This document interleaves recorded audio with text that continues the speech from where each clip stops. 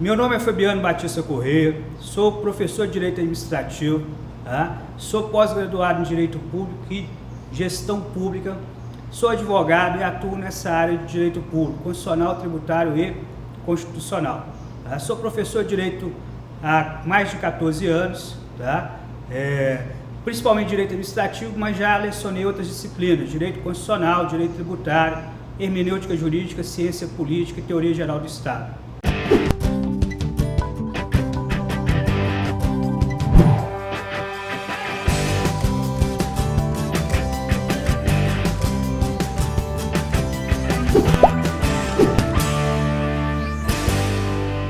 Olá, alunos. Meu nome é Fabiano e vou tratar com vocês sobre responsabilidade civil do Estado. É um tema recorrente em concursos públicos e tem muita divergência sobre esse tema na jurisprudência, certo?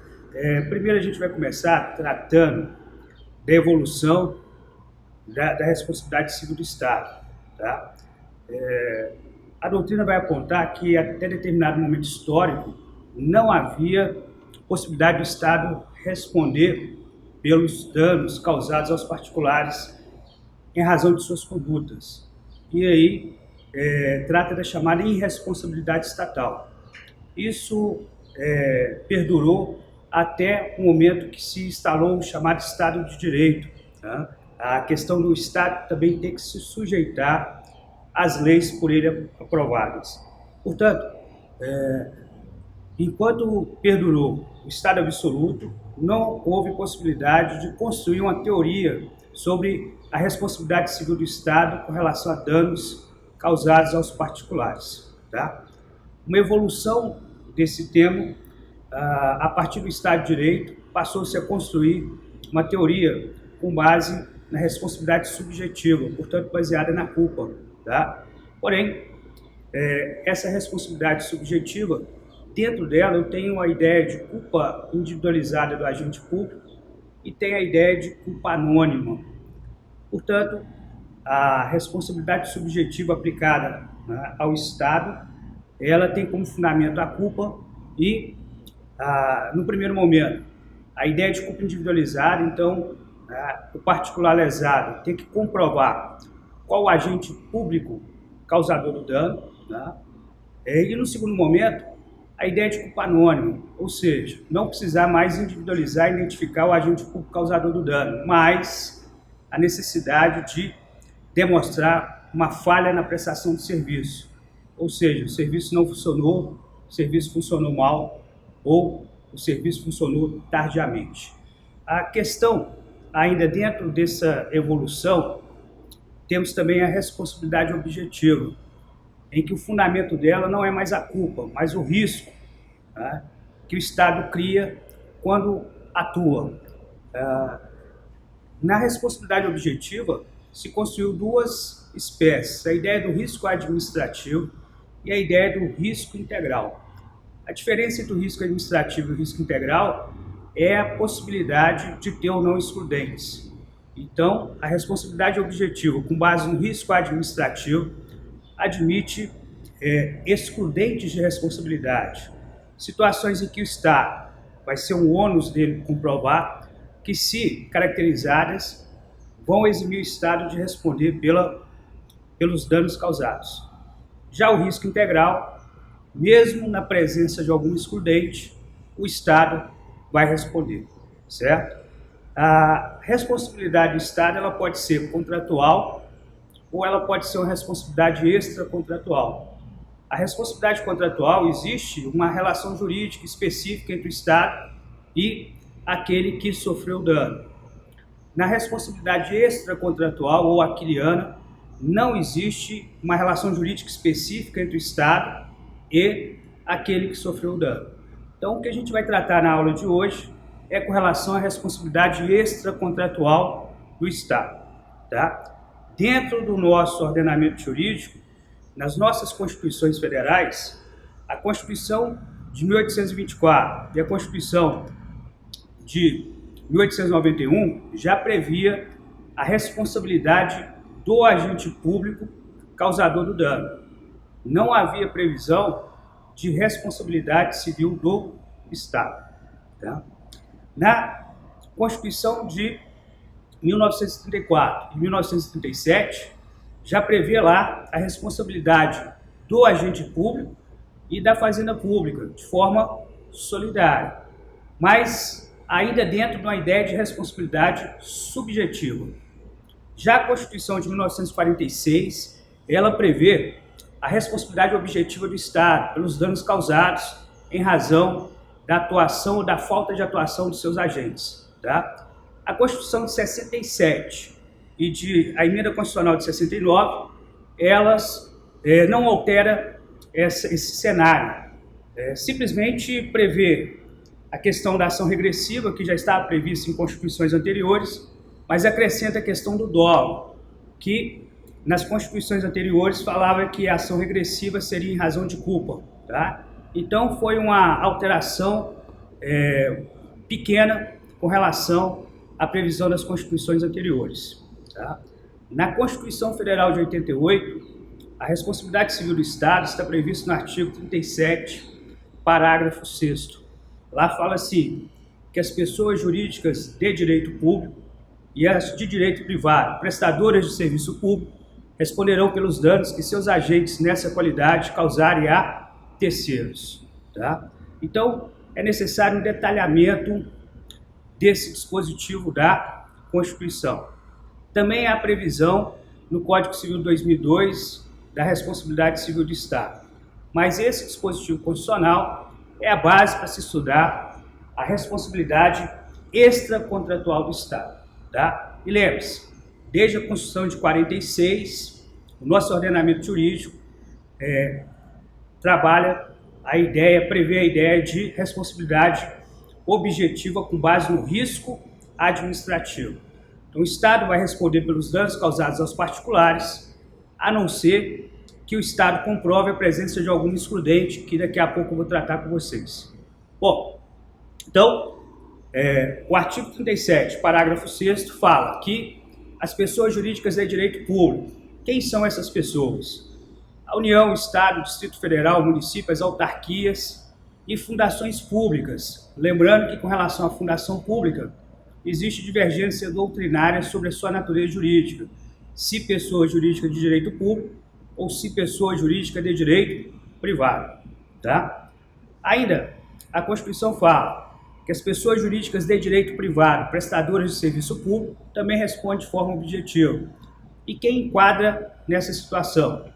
As fundações públicas, se tiver natureza jurídica de direito privado, porque necessariamente ela vai ser prestadora de serviço público, tá? As empresas públicas, a sociedade de economia mista, os concessionários de serviço público e permissionários de serviço público quando pessoa jurídica.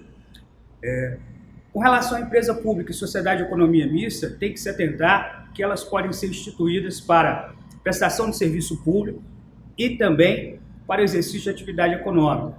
Portanto, as empresas públicas e a sociedade de economia mista, prestadoras de serviço público, vão responder com base no artigo 37, parágrafo 6º.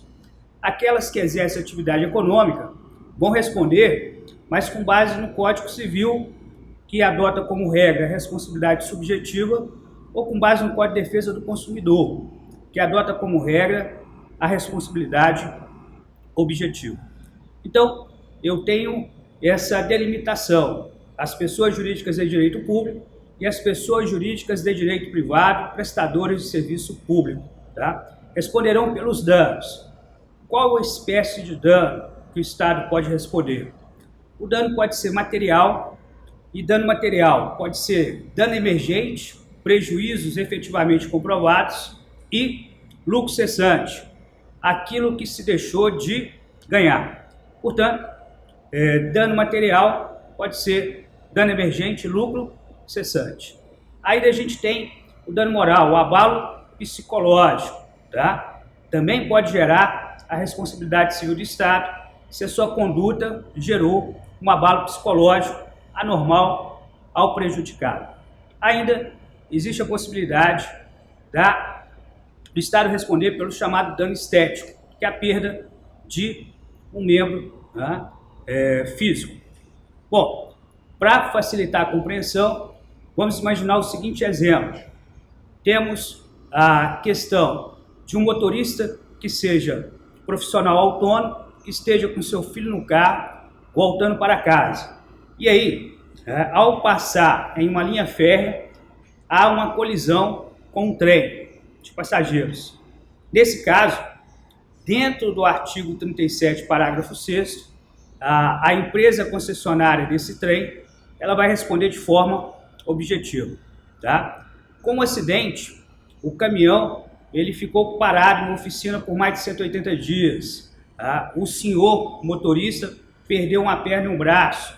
O filho morreu e teve despesas com funeral, com o conserto do caminhão. A questão é, quais os danos presentes nesse exemplo?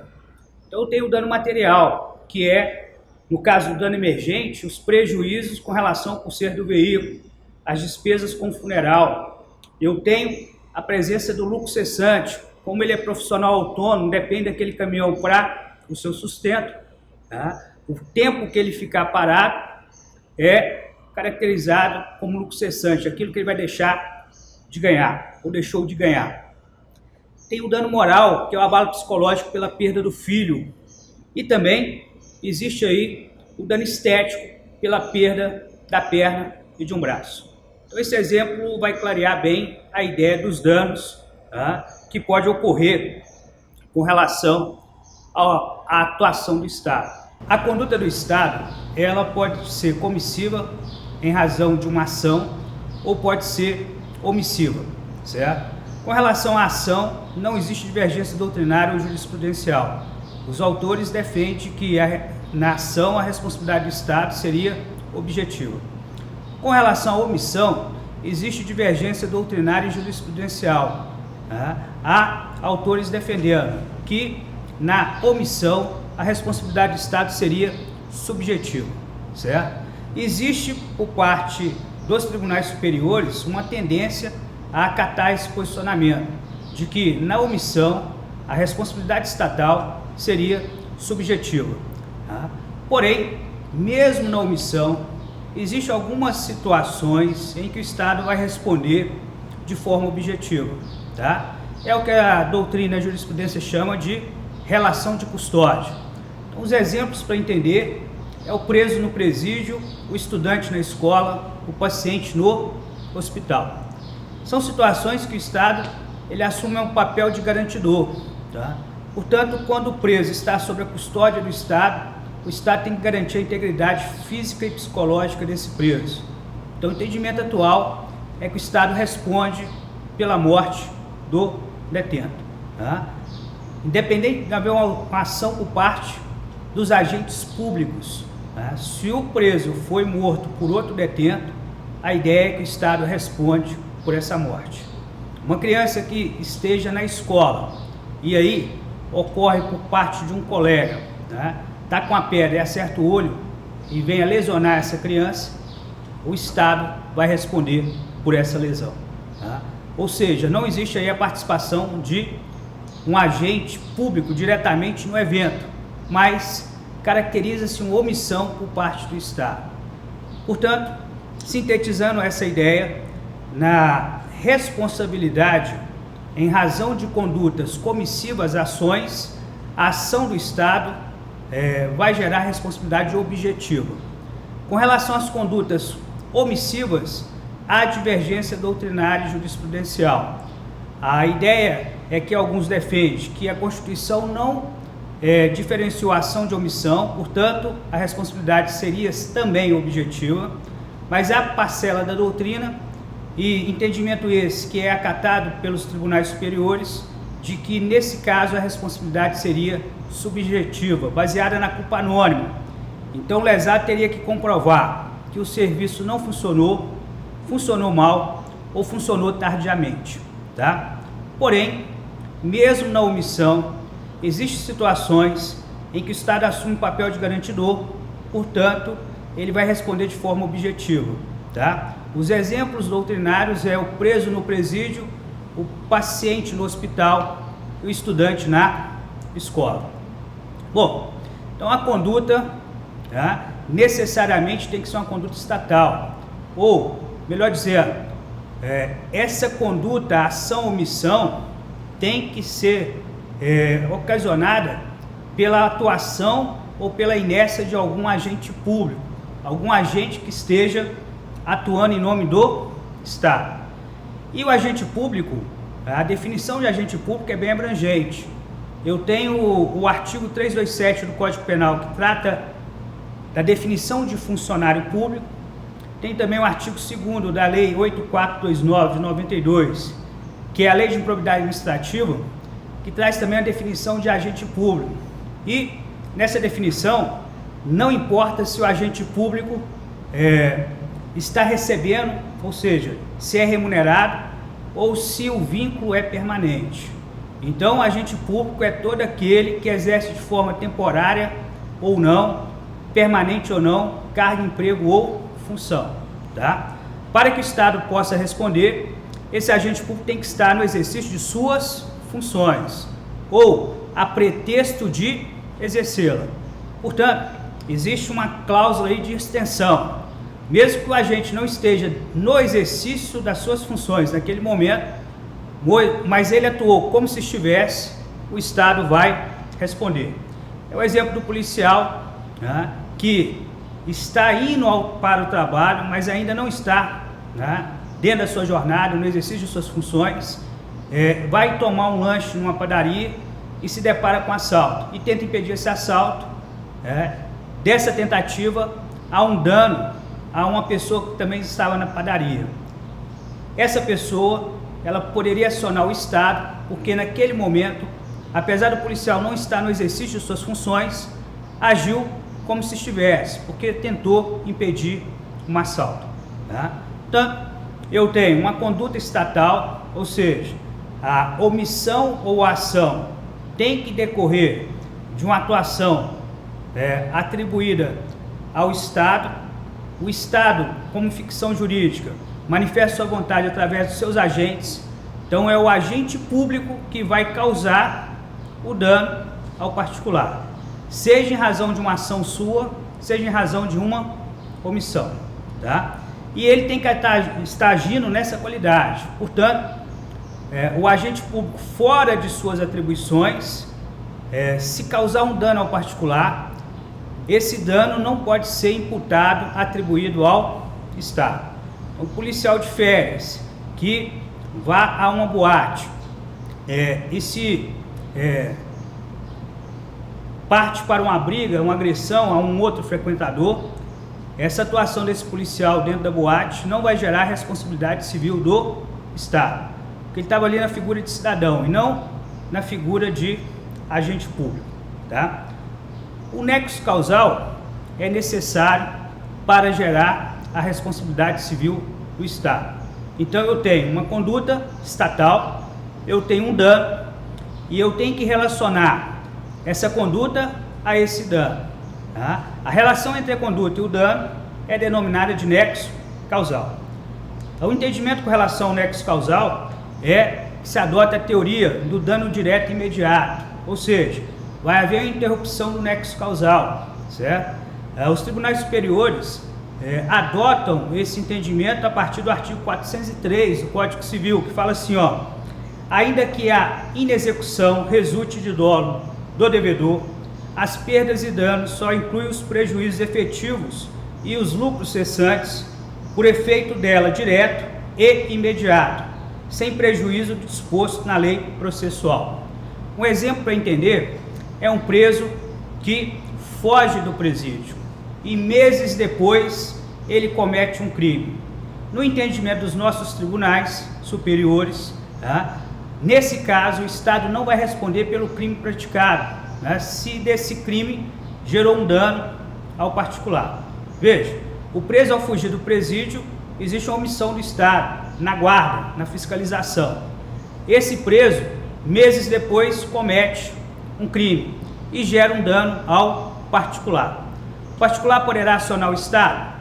No entendimento dos tribunais superiores, nesse caso, o dano não é direto e imediato. Porém, existe uma um processo, uma ação no STF, em que foi reconhecida a repercussão geral desse tema, portanto, não é um tema ainda fechado na jurisprudência. Bom, então, eu tenho ainda com relação a danos, a ideia de perda de uma chance, tá? Que seria, sinteticamente, o dano causado que impede o prejudicado de ter ou de buscar uma situação melhor. A perda de uma chance, né, só vai gerar dano se aquele resultado que estava sendo buscado pela pessoa é real e sério, tá? Aqui no direito público, a perda de uma chance já foi utilizada com relação a concurso público, tá? Então, uma candidata de um concurso, tá? Ela estava indo realizar a prova. Para isso, ela comprou uma passagem aérea e, por algum motivo da empresa concessionária, ela perdeu o voo. Em consequência, ela perdeu o dia da prova. Ela não conseguiu realizar a prova. Nesse caso, o STJ tem uma decisão entendendo que ela deve ser indenizada em razão de uma perda de uma chance, tá? Mas não é uma teoria de fácil aplicação aqui no direito administrativo para gerar responsabilidade civil do Estado. Bom, com relação à vítima, ou seja, o prejudicado e o Estado, a responsabilidade é objetiva, tá? Agora, o artigo 37, parágrafo 6º, também fala da responsabilidade do servidor público. Ao final, fala que assegura ao Estado o direito de regresso nos casos de culpa ou dolo.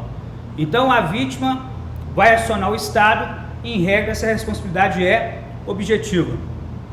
Por sua vez, o Estado vai acionar o seu agente público e essa responsabilidade vai ser subjetiva. Então, é ônus do Estado comprovar que o agente público agiu naquele evento danoso com culpa ou dolo, tá?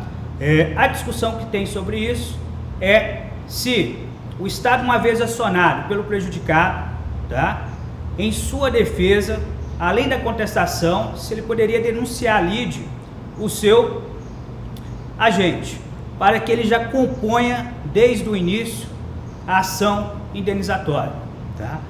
O artigo 70, inciso 3º do Código de Processo Civil de 73 constava que a denunciação à lide seria obrigatória.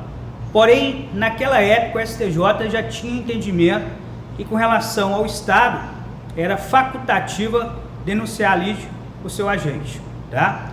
O Código de Processo Civil atual, de 2015, ele prevê no artigo 125, inciso 2, tá, que a denunciação à lide, ela é admissível, ou seja, ela não traz a denunciação à lide como obrigatória, tá? Mas fala assim, é admissível a denunciação à lide promovida por qualquer das partes, contra aquele que estiver obrigado por lei ou pelo contrato a indenizar em ação regressiva o prejuízo de quem for vencido no processo, tá? Portanto, a parte da doutrina entende que a denunciação à lide é cabível. Entre outros, José dos Santos Carvalho Filho, certo? O entendimento dos tribunais é que a denunciação à lide, como eu falei, para o STJ seria facultativo. Porém, a doutrina majoritária entende que não é cabível a denunciação à lide. Por quê? A denunciação à lide traz um elemento novo no processo, que é a discussão de culpa ou dolo, tá, do agente, o que vai alongar a instrução probatória em prejuízo da vítima, tá? Portanto, o Estado ele tem um instrumento próprio, que é a ação regressiva, que para alguns autores pode ser ajuizado, ou melhor, o agente público pode ser acionado em ação regressiva a partir do momento que o Estado é condenado na ação indenizatória movida pelo particular. Bom, eu falei que a responsabilidade civil do Estado com base na Constituição de 88, ela é objetiva com base no risco administrativo, tá? A responsabilidade civil do Estado objetiva, ela pode ser com base no risco administrativo ou no risco integral. A diferença é que o risco administrativo admite excludentes, que se presentes vão eximir o Estado de responder pela indenização. Por sua vez, o risco integral não admite excludentes. Mesmo na sua presença, o Estado ainda vai responder pelos danos. A nossa Constituição adota a responsabilidade objetiva com base no risco administrativo. Então, admite que o Estado, o ônus dele, comprove a existência de algum excludente que vai fazer com que ele deixe de responder pela indenização. Então, as excludentes indicadas na doutrina é a força maior, a culpa exclusiva da vítima e a culpa de terceiro, ou ato de terceiro. Tá? Força maior e caso fortuito são duas expressões utilizadas de forma conjunta. Força maior é um evento da natureza, caso fortuito é um ato humano. Tá? Tem autores que invertem essa definição, mas a gente tem que entender dessa forma: força maior é evento da natureza. Então, a princípio, se houver um tsunami e isso gerar prejuízo aos particulares, o Estado não vai responder por esses danos. Se houver uma enchente e transbordar o rio, e esse transbordo inundar, fazer com que inunde casas, esses prejuízos não vão poder ser reclamados perante o Estado. Tá? Já o caso fortuito se diferencia em fortuito interno e fortuito externo. O fortuito externo é causa excludente de responsabilidade. O fortuito interno não é causa excludente de responsabilidade. Qual que é a diferença? O fortuito interno está dentro do risco assumido em razão da atividade exercida pelo Estado. O fortuito externo está fora do risco assumido em razão da atividade exercida. Vamos pegar a seguinte situação: um ônibus pertencente ao concessionário do serviço público de transporte, em que a roda se solta em pleno movimento e isso gera um acidente causando dano aos passageiros, e mesmo que não sejam usuários, mas há danos. Esse acidente, em razão da roda soltar com o ônibus em pleno movimento, isso caracteriza o fortuito interno. Ou seja, as perfeitas condições do veículo está dentro do risco assumido em razão da atividade exercida. Se é um defeito de fabricação, se é uma falta de manutenção, isso aí é um ato humano, portanto, fortuito interno não exclui a responsabilidade da concessionária. Agora, um outro exemplo.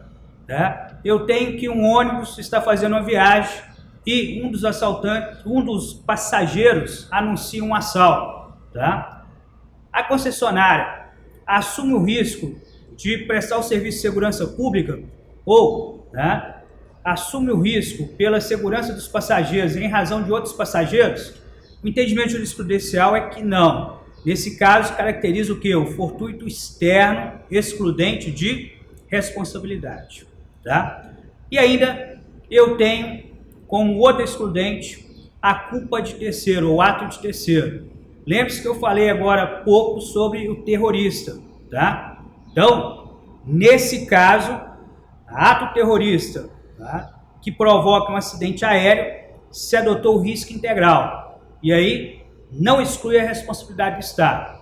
Mas em outras situações em que eu tenho um terceiro que provoca o dano, isso vai excluir a responsabilidade do Estado. Ainda com relação à culpa exclusiva da vítima, um outro excludente. Então, se a vítima, ela, sem a participação do agente público, causou o dano, deu causa ao dano, o Estado não vai responder pela indenização. Um exemplo muito usual na doutrina e jurisprudência era o suicídio do preso.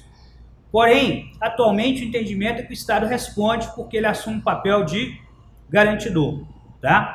Mas, fora do presídio, ou seja, uma situação do dia a dia em que a pessoa ela pule em frente de um veículo do Estado para cometer suicídio, o Estado não vai responder pelos danos decorrentes dessa morte. Além da culpa exclusiva, eu tenho a culpa concorrente. A culpa exclusiva acarreta exime o Estado de responder pelos danos. Diferente da culpa concorrente, que não é excludente, tá? E aí se diz que há uma participação tanto do agente público quanto do particular lesado na causa do evento que gerou o dano. Nesse caso da culpa concorrente, o que vai ocorrer é atenuar a indenização, o valor a ser fixado da indenização a ser paga pelo Estado. Tá? Portanto, a responsabilidade do Estado é objetiva, com base no risco administrativo, e admite que o Estado comprove a presença de alguns excludentes para deixar de responder a indenização, o ressarcimento dos danos causados. Tá? Para finalizar, uma questão interessante, também discutida jurisprudencialmente, é a prescrição com relação à ação indenizatória contra o Estado. Então, existe um decreto 20.910 de 1932, que fala que, nesses casos, o prazo prescricional da ação condenatória contra a Fazenda Pública seria de 5 anos. Tá? Porém, com o Código Civil de 2002, houve autores, com base no artigo 206, parágrafo 3º, inciso 5º, que fala lá que a prescrição na ação de reparação de danos é de 3 anos, passou a defender que a prescrição contra a Fazenda Pública nas ações indenizatórias seria também de 3 anos. Tá? O STJ, no primeiro momento, adotou esse entendimento. Então, havia divergência no STJ que o entendimento sempre foi 5 anos, e a partir desse entendimento doutrinário, entre outros, José dos Santos Carvalho Filho, passou a defender que haveria, nesse caso, a responsabilidade civil, prazo prescricional seria de 3 anos. Então, tinha entendimento adotando 5 anos e eu tinha entendimento adotando 3 anos. Tá? Desde 2012, o STJ, em embargos de divergência, resolveu essa questão, estabelecendo que o prazo prescricional das ações condenatórias contra a Fazenda Pública é de 5 anos. Tá? Com isso, eu encerro a minha participação aqui nessa aula. Agradeço a todos. Um abraço.